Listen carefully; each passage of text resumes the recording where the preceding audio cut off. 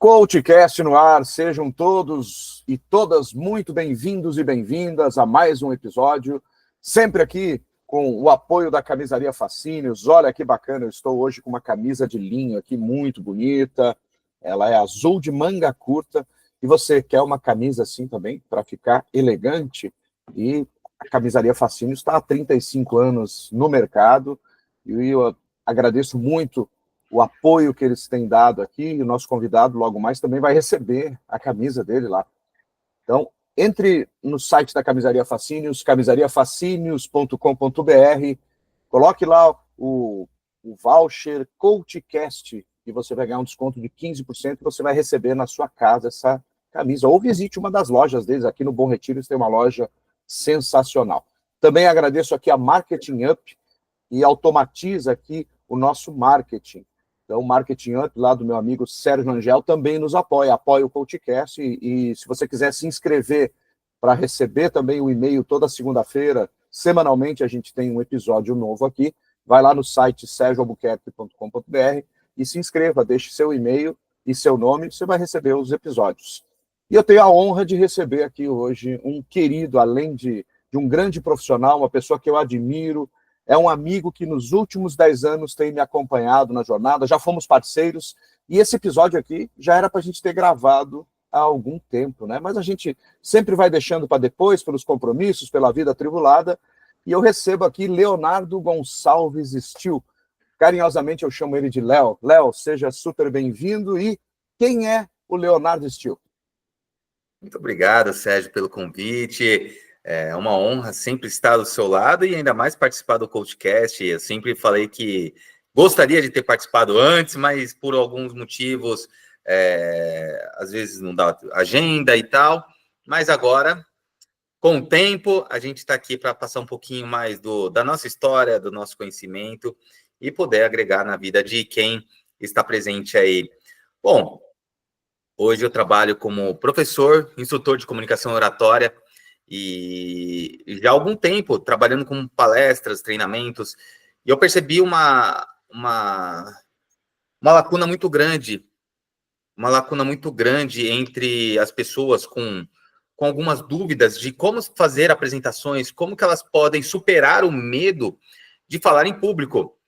E papo para daqui a pouco, porque eu já fui essa pessoa de medo, de superação.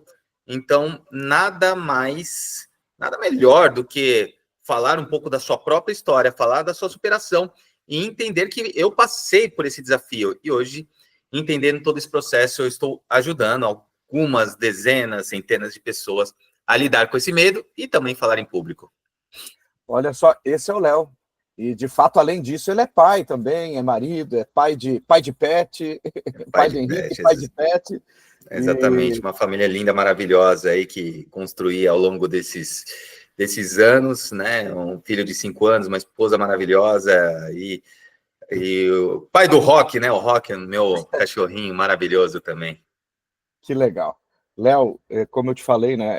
Estou honrado aqui com a tua presença, que você, para mim, é uma pessoa admirável e você vem se superando ao longo do tempo, né? Se você me permitir, eu quero contar rapidinho aqui como a gente se conheceu. Eu conheci o Léo na primeira formação de coaching. Claro. Ele também estava lá, estávamos lá naquela sala gigante há 10 anos atrás, e sentou do meu lado esse cara, e ele estava com um band-aid na sobrancelha. E eu vi ele assim e falei, lá vem o cara do jiu-jitsu aqui, que deve ser um encrenqueiro. E, gente, por incrível que pareça, começamos a conversar já no primeiro dia, e rolou uma super sinergia, e ficamos amigos de frequentar a casa um do outro, né? Então, é bem legal essa historinha, eu acho que é legal de conversar, e você era muito tímido também, né? Você era um cara reservado, né? E assim, Você Léo... não vai contar a história da sobrancelha, não, né? Não, essa é contigo. Se você quiser contar, você conta. Mas assim, olhando para você, o cara é fortinho, né? Todo bombado. Falei, esse cara deve ser encrenqueiro, né? E marrento, assim, é que é sério, né? Então a gente... E por que eu quis puxar isso também, né? Porque muitas vezes a gente tem algum viés que a gente olha para as pessoas e não entende quem é aquela pessoa ali. Isso tem muito a ver com comunicação, Léo. Então, já que você hoje, né, é um comunicólogo, você é o cara que está ajudando aí muitas pessoas há muito tempo a se comunicarem melhor, como é que você vê esse tipo de comportamento nosso? Exatamente, né, Sérgio? As pessoas às vezes confundem criar autoridade com cara carancuda, cara fechada. E isso é o pior que você pode fazer. E só que muitas vezes ao longo da vida, a vida vai te mostrando, vai te desenhando para aquele cenário, né? Então, eu não tive uma vida fácil, sempre com o pé atrás com todo mundo, com todos e com todo mundo, para continuar às vezes com a vida do jeito que está, daquela forma. E só que isso não melhora os resultados, né? Isso não melhora os nossos resultados. E eu falo que esse não é o elemento para criar autoridade. Sim, você ser carismático, abrir um sorriso, ter uma leveza, isso você consegue atrair mais pessoas.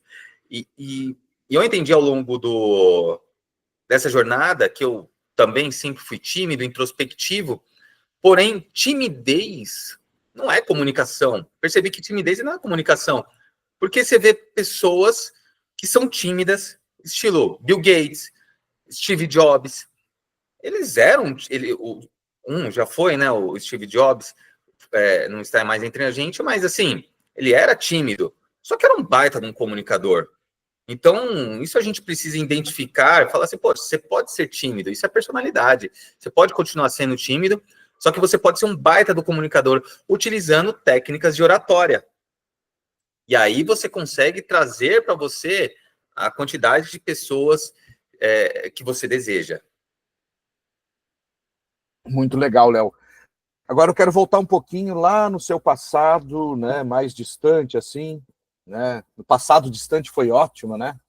Eu não vou fazer cortes aqui porque o CoachCast é assim, ele vai mesmo com pequenos errinhos. Mas lá no seu passado, né? Como é que você começou a sua vida profissional? Conta pra gente aí. Legal. Então, teve várias etapas aí. Eu comecei a trabalhar muito cedo com meu pai, aos 13 anos de idade, não fui um aluno exemplar, e meu pai logo falou assim, ou você, eu não aguento mais ser chamado aqui na escola, ou você estuda, ou você trabalha. E eu acabei indo trabalhando, porque não era o meu estudar naquela época. Eu apontava bastante e comecei a trabalhar muito cedo. Dali para frente, eu fui me desenvolvendo, fui percebendo que eu estava ficando para trás da maioria dos meus amigos. Fiz faculdade, fiz pós-graduação. E nesse momento dessa transformação, eu percebi que eu poderia ajudar as pessoas de alguma forma, só que eu não sabia como. Não sabia como. Até que eu passei por um treinamento de um final de semana que ali despertou uma sementinha e falou assim, olha, você pode muito mais do que você está trazendo. E meu pai já tinha falecido, eu trabalhava na gráfica, você até foi lá na gráfica quando a gente se conheceu, né? E eu não me dava muito com o meu sócio, que era sócio do meu pai, porque ele não tinha aquele negócio, poxa, eu tinha um sócio que era da mesma idade, como que eu vou ter um sócio que é muito mais novo do que eu? E a gente não batia ali daquela situação. Ou eu falava, ou eu compro a parte dele, ou ele compra a minha parte. Foi que eu vendi a parte que era do meu pai, vendi a parte e comecei a trabalhar, na verdade, nem trabalhar, entrar no mundo de desenvolvimento humano para entender mais as pessoas, para depois começar a trabalhar. Não falo para você que foi fácil, foi extremamente difícil entender o processo, em que segmento você vai trabalhar. Já passei por alguns segmentos, até entender que hoje, a parte da comunicação oratória, eu consigo trazer a expertise que eu já tive ao longo da vida, porque eu passei por essa situação. Eu tinha medo de falar em público, daqui a pouco a gente até pode comentar alguns bloqueios que eu tive, mas eu entendi todo esse processo e hoje eu já dei mais de 500 palestras, já dei muitas palestras em empresas pequenas, empresas grandes. Percebi que existia uma técnica para poder ajudar as pessoas, aquilo que eu faço. Por que eu faço o que faço? as pessoas começaram a me procurar bastante, e hoje eu sou, poxa, eu sou bem reconhecido nessa parte de comunicação oratória, as pessoas me procuram bastante, porque eles querem enfrentar esse medo, esse bloqueio emocional.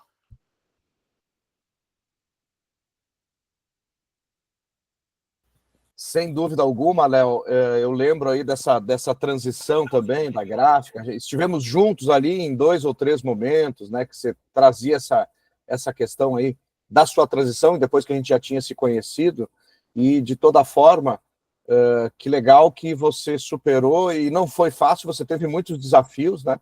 Foi bastante desafiador, e essa Bastante. questão da oratória para você, como você disse, né? E você é um cara que fala super bem, apesar de, no passado, talvez não gostar de estudar, mas depois você virou um estudioso, que eu sei que você estuda pra caramba, né? Você se desenvolveu, ainda se desenvolve, é muito Sim. legal. E o que você poderia dizer para quem quer começar e está muito tímido, né? As pessoas estão, às vezes, né, com alguns bloqueios, assim, como começar a desbloquear essa questão da comunicação, como começar a falar um pouco melhor, porque comunicação e oratória, elas são bem amplas, né? Oratória é uma coisa, comunicação é outra. Elas são, a oratória está dentro da comunicação, mas não necessariamente vem antes ou depois. É uma coisa assim, eu posso me comunicar bem, mas eu posso não ser um bom orador. Exatamente. Oratórias são técnicas, né? São técnicas que você utiliza para comunicação, para se comunicar melhor, para tornar aquilo comum. Então, uma coisa é a pessoa ser expressivo. E ser expressivo não é ser um comunicador. Ser expressivo é falante, uma pessoa que fala, uma pessoa tagarela. Só que um bom comunicador, ele utiliza técnicas de oratória. E para isso, Sérgio, para você desbloquear tudo isso, para saber para onde você vai, você precisa saber de onde você veio. O primeiro passo é entender que lá nos primórdios nós vivíamos em bando, e se eu fosse rejeitado para aquele grupo, dificilmente eu ia sobreviver. Então eu tenho medo da rejeição, porque se eu for rejeitado, eu dificilmente vou sobreviver, porque eu preciso caçar ou vou virar uma caça. Esse foi o primeiro ponto. Então eu tenho medo de rejeição. Então por isso quando as pessoas falam em público, tem medo da rejeição. E ter medo da rejeição, o sentimento é literalmente de morte. Então esse é o primeiro passo. Segundo passo, na primeira infância, muitas pessoas foram julgadas, criticadas, humilhadas, traídas, e aquilo gerou um sentimento de rejeição também na primeira infância. Então, às vezes, o pai criticou. Então, esse é o primeiro ponto. Ah, foi tolhido, ó, aqui não é lugar para criança falar, e aí isso acaba virando bloqueio. E na terceira parte, o terceiro fator é ao longo da vida. Você passou por alguma situação que te gerou um bloqueio emocional, te gerou um trauma, que é você teve ali uma conexão neural fortalecida que criou um trauma. Ah, Leonardo, mas você criou um trauma só porque você se bloqueou? Sim, porque ninguém fala para ser rejeitado. Então, se você foi rejeitado, com certeza te gerou um trauma ali. E aí que a gente precisa entender que o meu medo é da crítica e do julgamento. Nós temos esse medo da crítica, do julgamento. Só que se a gente para... Essa é a parte primitiva do nosso cérebro. Agora, vamos para a parte racional, que nós podemos separar o cérebro em 2 partes. Tem várias partes, mas vamos separar em 2 partes. Racional e emocional. Essa é a parte emocional. A parte racional é que o meu medo de exposição é medo de errar. O meu medo de errar e ser julgado. Só que aí é extremamente do ego, extremamente da sua vaidade. Por quê? Porque se eu me preparei, eu quero passar a mensagem para as pessoas e eu fico com medo de errar, eu não quero passar a mensagem, aquilo que eu sei. Não é, a comunicação não é sobre mim, é sobre o outro. É sobre fazer o outro entender aquilo que eu estou falando. Agora, se eu ficar focando só em mim, só no meu erro, é o meu ego e a minha vaidade tomando conta de mim. Então, o primeiro passo é tirar o foco de você e colocar o foco nas pessoas. Colocar a entrega. Porque eu gosto muito de ler, eu sei que você gosta também, de estoicismo. Uma filosofia muito interessante para você seguir adiante. Então, o Epiteto fala, foque naquilo que você tem controle. Eu não tenho controle sobre o julgamento das pessoas, mas eu tenho controle sobre as minhas ações, a minha entrega. E é isso que vai fazer diferença. Foque naquilo que você tem controle, e que é a sua entrega. Agora, se a pessoa vai gostar ou não vai gostar, eu não tenho que me importar com isso. Eu não tenho que me importar, Leonardo, mas você não se importa com as pessoas, você não falou que se importa, mas se elas vão me julgar, mas se eu me preparei e eu vou entregar aquilo que eu sei, pronto. As pessoas, elas vão gostar. Que legal, Léo. E falando nisso, né, falando aí no estoicismo, né, a gente tem que entender que errar é humano. E assim, qual foi o teu grande erro e que te gerou um aprendizado gigantesco e te fez melhor? Você fala na parte da comunicação? Na tua vida, no que te melhorou, assim, teve um erro que você olhou para aquilo e falou, poxa, isso aqui eu errei, mas isso me tornou mais forte, me tornou melhor. Eu acredito, erros assim, todos os erros que a gente tem, Sérgio, a gente sempre aprende, né? Ou a gente acerta ou a gente aprende. Agora, o difícil é você continuar no erro, né? Eu não digo nem no meu erro, mas a mudança, assim, a virada de chave foi vender a empresa do meu pai, porque quando eu estava na empresa, a empresa estava bem, estava tudo estruturado. E você vender uma empresa que já está bem para começar algo do zero, novo, te gera muito aprendizado. E aquilo, às vezes, dói, às vezes você fala assim, nossa, não vai dar certo, você se diminui muito, você fala assim, eu sou incapaz, só que você vai encontrando alternativas. Eu falo que você precisa ter consistência naquilo que você está fazendo e não desistir. Desistir é a forma mais fácil.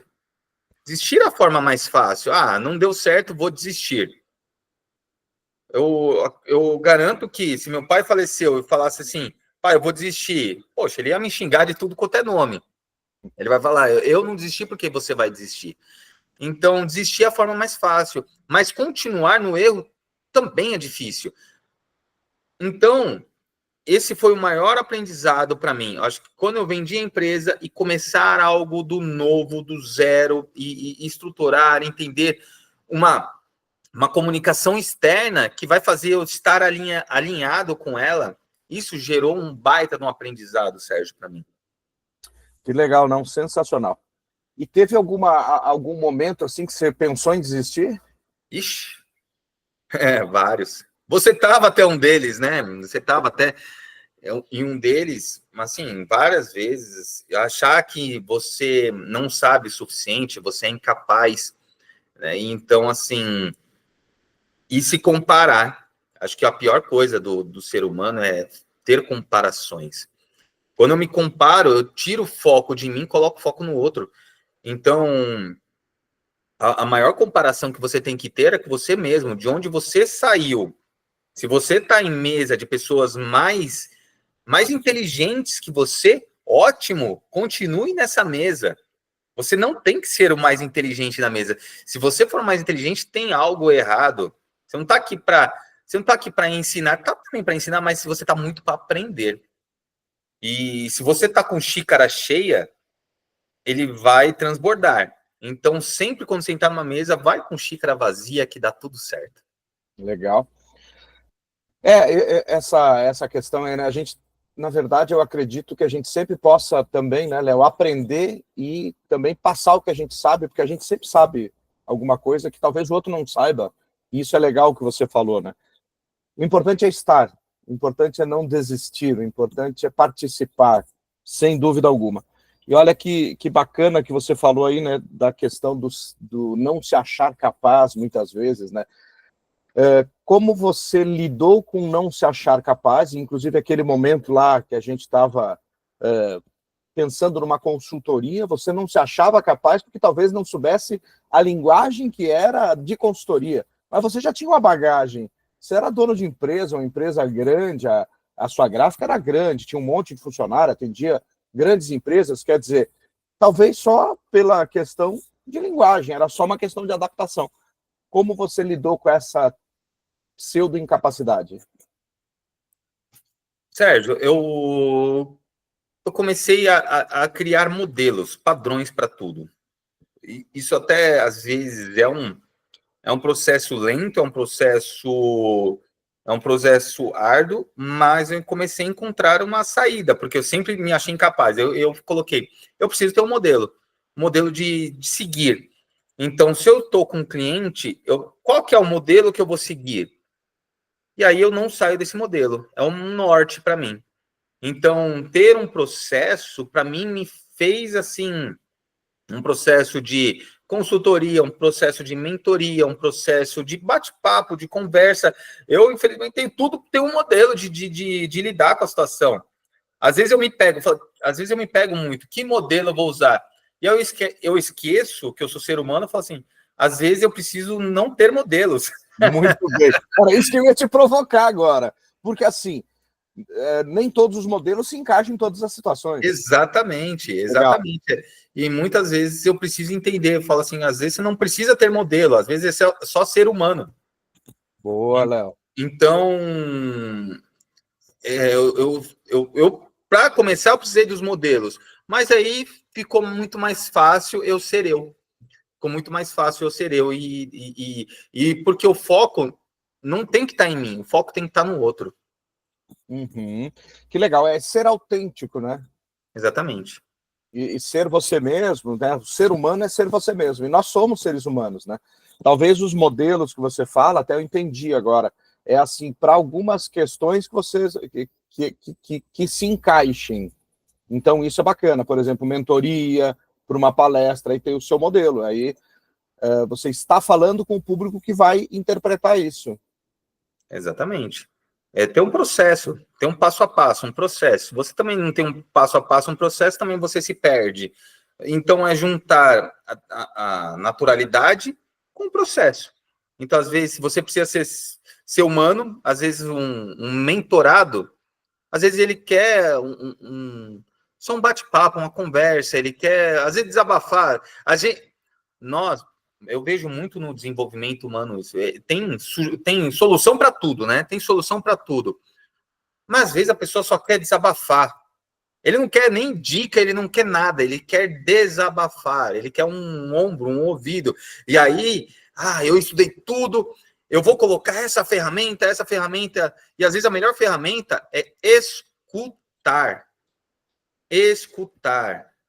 Às vezes a gente tem que calar um pouco a nossa boca e escutar a pessoa. E aí sim, a pessoa vai ficar aliviada, ela se contradiz sozinha, porque ela tá falando, ela vai parar e pensar, nossa, eu falei tanta coisa e não percebi que eu tô errando. Olha que interessante você falou.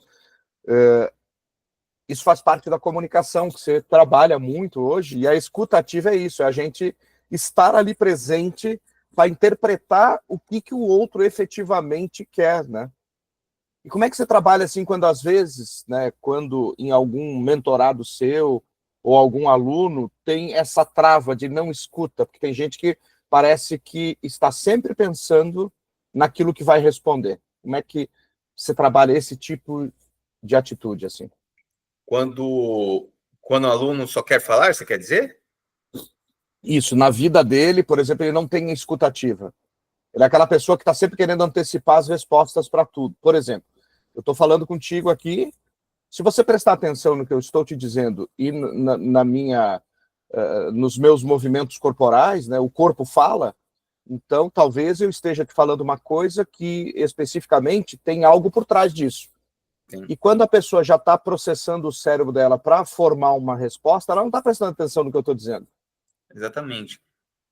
Sérgio, muitas vezes as pessoas elas querem aquilo que eu falei, querem ter soluções para tudo. Eu quero soluções fáceis para problemas complexos. Então, não às vezes, dando opinião, falando do que você sabe e afirmando. Pessoas que muito afirmam se contradizem. A melhor forma que eu vejo quando a pessoa ela se acha o rei do mundo, tem solução para tudo, sempre fazer perguntas. A perguntas, às vezes, vai chegar nas respostas que você quer. Fazer a pergunta certa é a melhor forma de chegar na resposta certa. Então, quando você pergunta para um mentorado, para um aluno, faz uma pergunta, simplesmente, e está dando certo para você continuar dessa mesma forma? Você está tendo o resultado? Não, tô. Então, não seria interessante a gente fazer de outra forma? E aí eu faço ele refletir sobre aquela situação. Porque a pergunta, ela te traz clareza. Uma boa pergunta traz clareza. Uma boa pergunta te traz reflexão. Uma boa pergunta te coloca no presente. Porque muitas vezes a pessoa está no passado ou está no futuro, esquece de estar no presente. Então, te coloca no presente. Uma boa pergunta te dá validação. Eu preciso validar aquilo. Mas, por exemplo, então você está me dizendo que é isso. Tá certo isso que você falou? E quando você faz essa pergunta, você está validando com ele, e ele fala assim, não tá. Então, assim, e aí ele vai entender todo o processo. Muitas vezes ele não sabe lidar com ele mesmo. Muito bem. E com isso, Sérgio, ele está se sabotando. Muitas vezes a pessoa se sabota.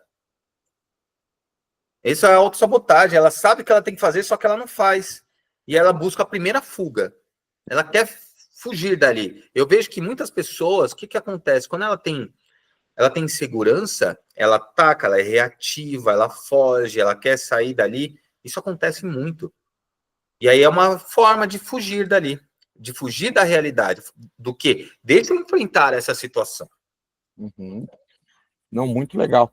E assim, como fazer, né, no seu entendimento, para melhorar a escutativa de fato? Aqui você falou sobre coisas bem legais, né, da pessoa se conhecer mais. Mas como assim, aquela pessoa que não tem escutativa, como fazer com que ela melhore a escutativa? Isso aí já a gente entra em outro processo, né? Então a gente, primeiro, nós fazemos, na aula, nós fazemos dinâmicas de escutativa, porque tem uma diferença entre ouvir e escutar. Tem uma grande diferença. Ouvir faz parte, nós temos essa dádiva, algumas pessoas, né? Não vamos falar todo mundo, porque até eu coloco um vídeo para os alunos verem que a pessoa colocou um aparelhozinho, a primeira vez, às vezes com 15 anos, 20 anos, coloca um aparelhozinho para escutar. E ela fica extremamente emocionada, né? Porque ela não escutava a vida inteira. Às vezes, bebezinho, a coisa mais linda. Então, é uma dádiva, se você escuta, é uma dádiva. E ouvir. Ouvir é eu prestar atenção. É não ficar querendo ter resposta para tudo. Às vezes as pessoas querem, você nem terminou de falar, nem começou a falar, mas eu já quero ter uma resposta para aquilo. Então, ouvir você, eu preciso ouvir você. Me fala um pouquinho mais sobre você. Eu tiro o foco de mim, eu coloco o foco no outro, porque o foco na comunicação não está. Sérgio, muitas pessoas me falam assim, o que é comunicação?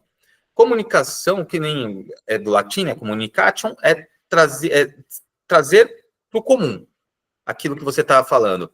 Agora, a comunicação, um bom comunicador, a comunicação não vem de dentro para fora. Ele vem de fora para dentro. As pessoas falam, como assim, Leonardo? Mas a comunicação vem de dentro para fora. Sim, ele vem para pessoas que são expressivas, que pensam, logo falam. Às vezes nem pensam, né? Agora, um bom comunicador, ele primeiro ele ouve. Então a comunicação é de fora para dentro. Deixa eu entender o ambiente. Deixa eu entender o ambiente. O ambiente, ele é importante. É a parte do contexto. Às vezes, uma crítica em um contexto errado gera confusão.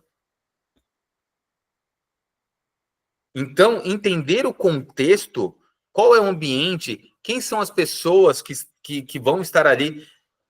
Eu entendi todo esse processo fazendo palestras. Às vezes, eu pecava no começo questão de vestimenta. Eu queria impressionar, só que, às vezes, uma palestra em um lugar é diferente de uma palestra em outro lugar. Se eu fosse dar uma palestra para pessoas que são chão de fábrica, pessoas mais simples, não faz sentido nenhum eu estar de terno e gravata. Eu não ia me conectar com eles. Não faz sentido nenhum colocar uma linguagem que seja mais difícil. Não faz sentido. Ir para uma comunicação, se eu estou dando uma palestra que é para executivos, que nem eu já dei para o Albert Einstein, para diretores, eu tenho que fazer o quê? Eu tenho que me vestir conforme eles estão vestidos ali. Se eles estão de terno, coloca um terno, fica igual a eles. E aí você consegue comunicar com eles.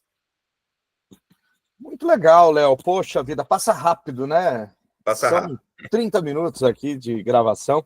E, Léo, super obrigado pela sua generosidade. Estamos gravando esse episódio num sábado e ele vai ao ar na segunda-feira, cedinho.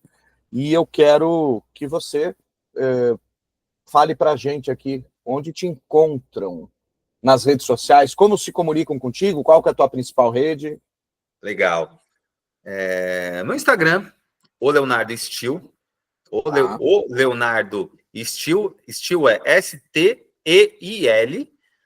Então, lá no Instagram, eu publico sempre algum conteúdo sobre comunicação oratória, como que você pode superar a sua insegurança e trazer mais confiança com técnicas de oratória, é claro.